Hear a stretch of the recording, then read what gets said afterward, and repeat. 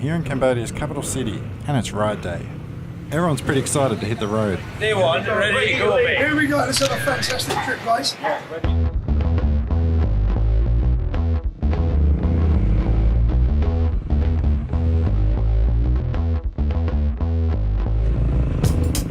Leaving Phnom Penh, we catch a ferry across the Mekong River and head north.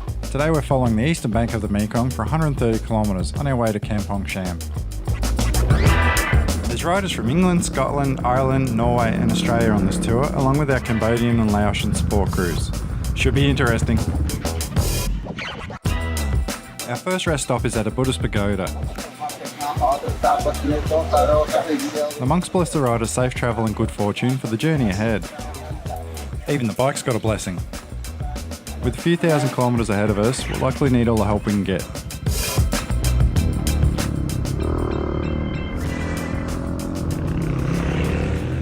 As we get deeper into the countryside, we blast through plantations and villages and are welcomed by the friendly locals.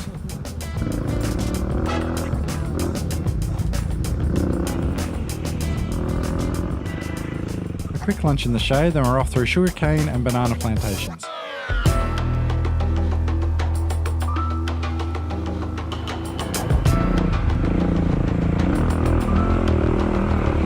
It will take us a few days travel before we reach any Cambodian sections of the Ho Chi Minh Trail, but this sandy stuff should keep us happy for a while.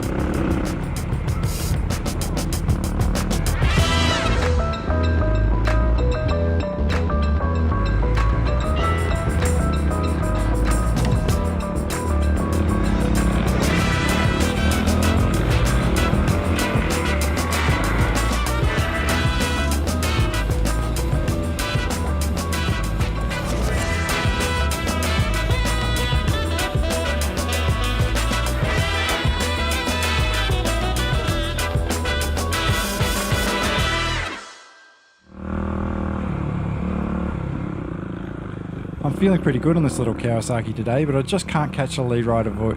He seems to be enjoying himself up in the deep sand. Through more little villages, we head back down to the river to catch a ferry.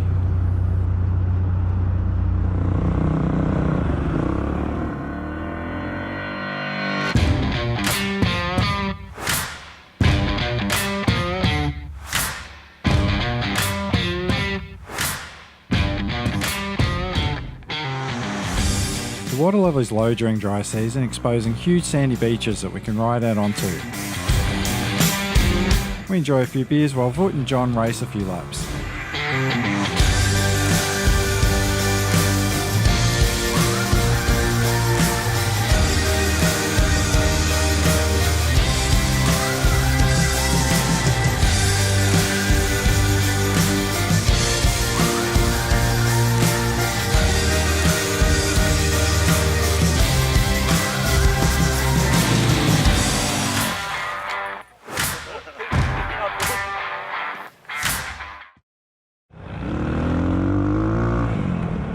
Across the bridge we make our way through Kampong Cham to our hotel.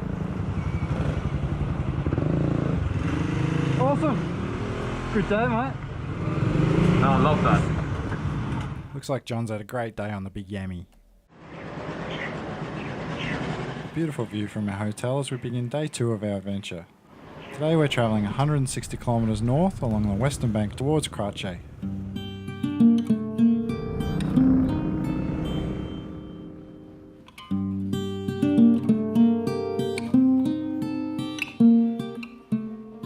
We pass through fishing villages and small towns, stopping in for a rest at a massive Hindu temple perched high up on the cliffs above the Mekong. Drank some fresh coconuts. They were pretty good.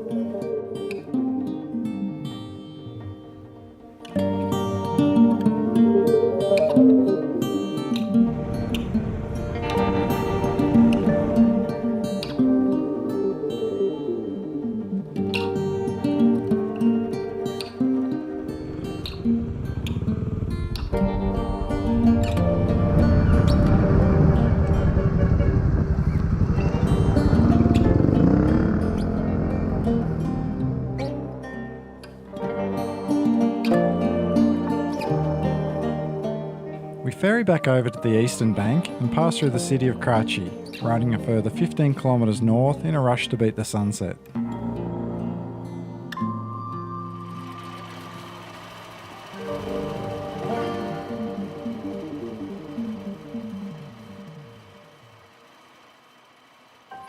We head out to spot the critically endangered Irrawaddy dolphins. Conservation efforts have helped grow the local population to 92, but planned hydro dams will no doubt have massive impacts on those remaining. We spotted a few. Wow, I actually got that. I actually saw a dolphin that time.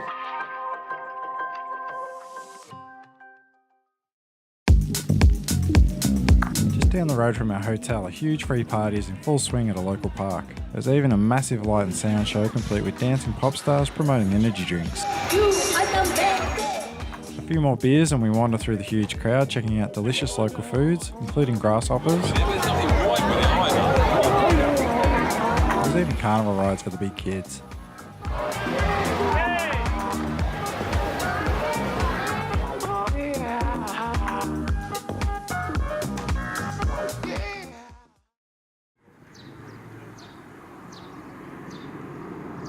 Big day on the bikes today as we'll punch out a hefty 240 kilometres of trails from Kratie to San Monorom.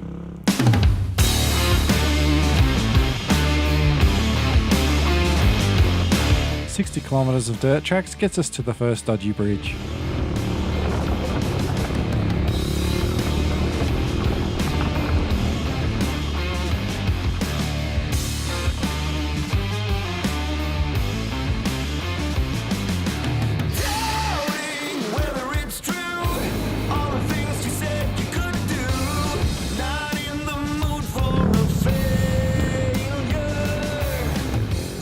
There's optional trails today for the more keen riders, so Toby leads our group onto a nasty little trail known as the King's Highway.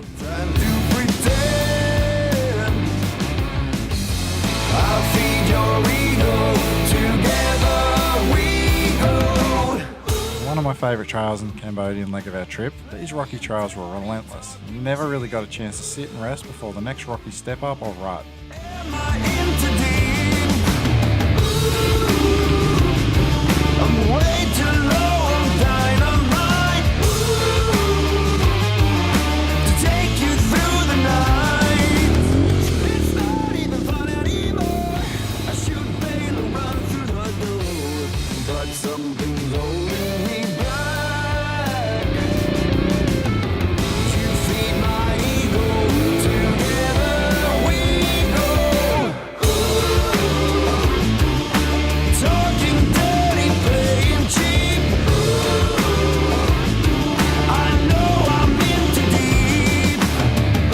After a couple of hours on the King's Highway, we meet up with the other group, but we still have a massive 120 kilometres of dirt before we get to our lodge.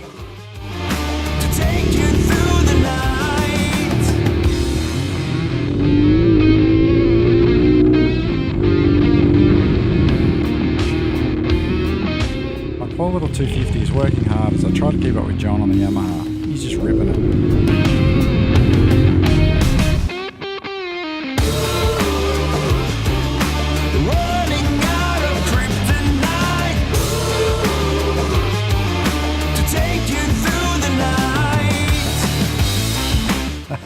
What's happened here? All I could do was slow it down as much as I could. If I'd have known the river was there, I'd just gone straight in it. Are you right? Yeah. Were you excited? I was giving it the beat. Yeah, I thought so. There's a cornery thing here. Both the rider and bike are okay, we're off again.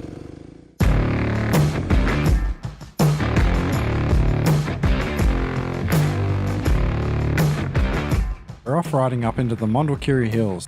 The foot tells me this is elephant country, though we didn't spot any.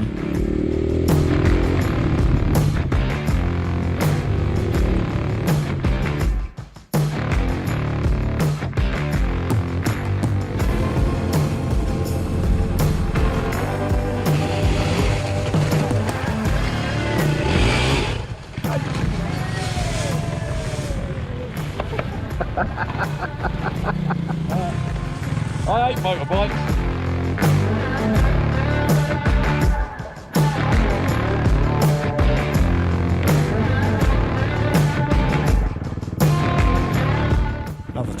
bikes, and tonight we stay at the Nature Lodge.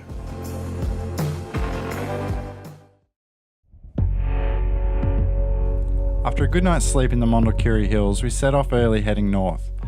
Today we'll be smashing out 200 kilometres on our way to Ban Long.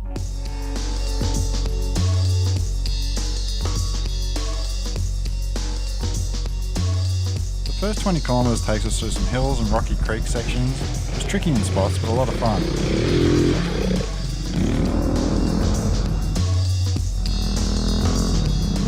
While a recently built highway now connects neighbouring provinces, an older route still exists known as the Death Highway. We'll be riding that for the next few hours, or trying to.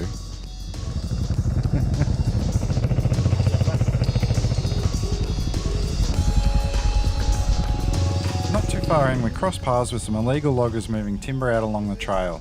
Harvested for a lucrative black market, this prized hardwood is smuggled across the border into neighbouring Vietnam. These beastie machines are heavily reinforced with steel rebar and extra shockers. It's crazy they can balance these loads across the rocky single track. We came across a third wood thief who thought we were here to police illegal logging. Panicking, he took a machete to his cargo, dumping it to escape. Sorry mate.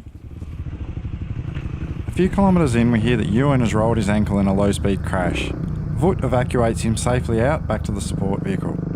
No good. After 3.5 days travelling across Cambodia, we're now officially riding original sections of the Ho Chi Minh Trail. Utilised during the Vietnam War, this strategic network of roads, tracks and river crossings passed through Laos and Cambodia and provided logistical support from North to South Vietnam. At the start of the war, it took 6 months for soldiers to walk the entire Ho Chi Minh Trail. By the end, it only took 6 weeks.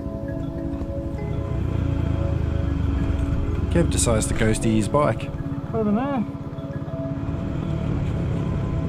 The trail was able to effectively supply troops fighting in the south, a military feat unparalleled given it was the site of the single most intense bombing campaign in history, with bombs dropping every 7 minutes for a decade.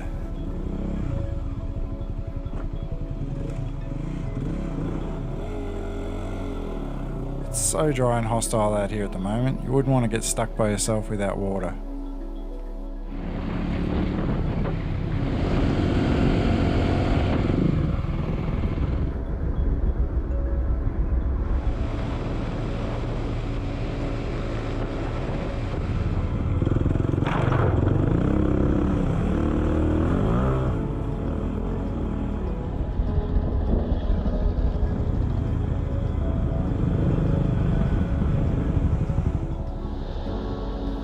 Late in the afternoon we reached the 7 Steps waterfalls, beautiful spot for a swim. Kev even had a waterfall beer.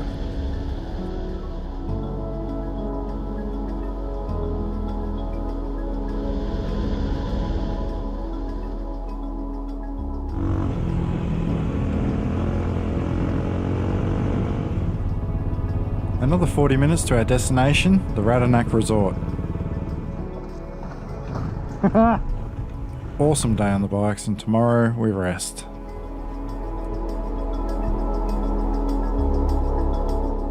It's a rest day today, so the bikes get a good clean and service. Our mechanic Lux does a superb job of keeping them all running for the thousands of kilometres we'll travel. With a late start to the day, we grabbed a tuk-tuk into Ban Long to visit the bustling markets. In the afternoon we went for a swim at a huge volcanic lake just down the road from our resort. Dinner and drinks were at a funky local restaurant perched high up in the trees. They even put on some fireworks for us. I'm pretty excited to get back on the bike tomorrow.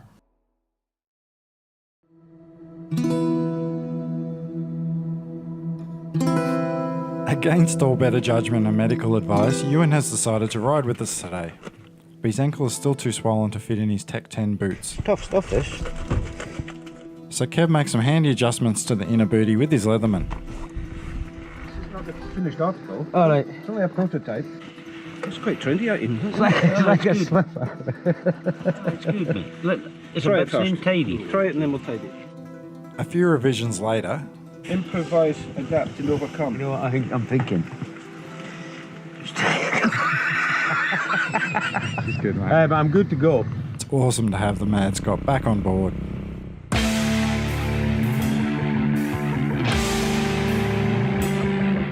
make a stop at a battle clearance site just out of town.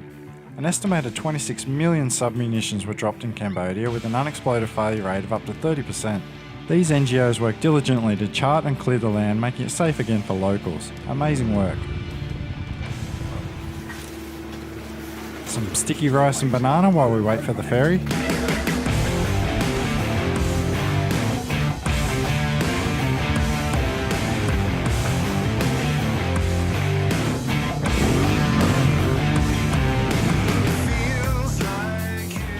Cambodians do love to celebrate, often setting up big party tents right in the middle of the street.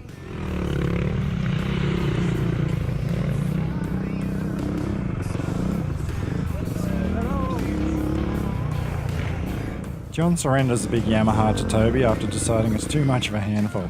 Fair enough.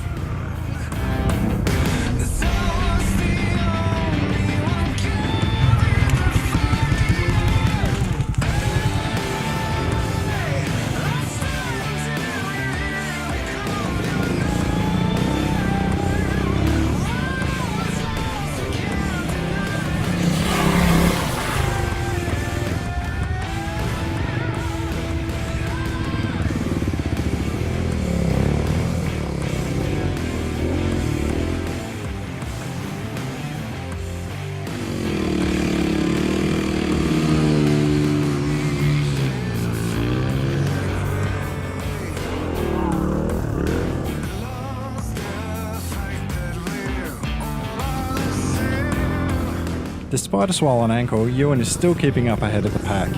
Crazy. Today is our last full day of riding in Cambodia, and by the time we hit the border tomorrow morning, we'll have rounded off almost 900 kilometres in 6 days. It's been an amazing ride so far, and we still have 1,800 kilometres left throughout Laos.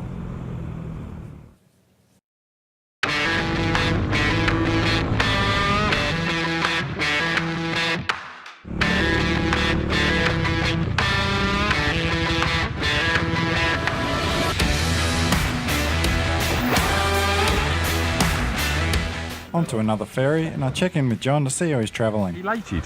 Is the trails feeling knackered? Yeah, I'm happy because I'm feeling better on this bike.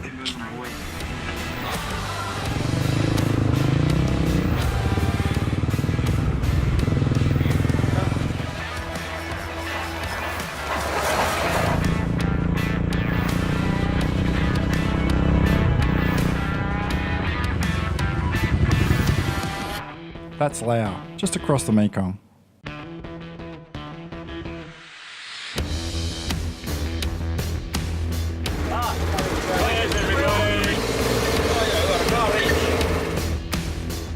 We celebrate with some well-earned beers on the way to our campsite.